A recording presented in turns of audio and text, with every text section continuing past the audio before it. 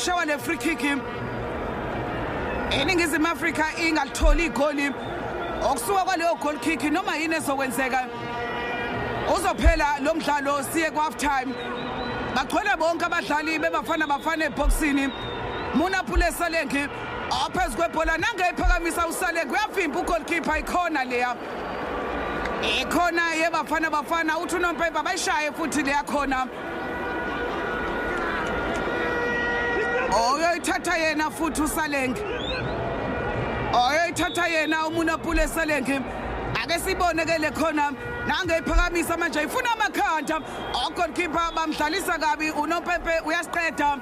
isombe soqala eOrlando Stadium siphele ke sithi unothi Bafana Bafana